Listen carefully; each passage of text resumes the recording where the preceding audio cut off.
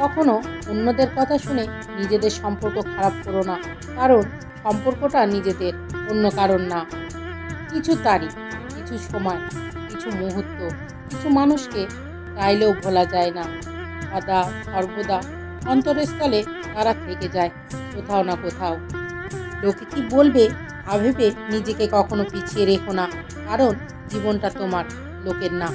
তুমি হারলে লোকে শুধু হাসবে, আর সফল হলে পুরো দুনিয়া দেখবে।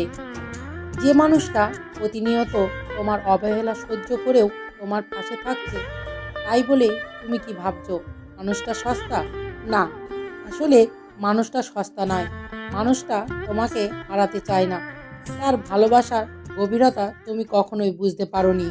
তোমার অবহেলা তার ভালোবাসার কাছে অতি নগণ্য।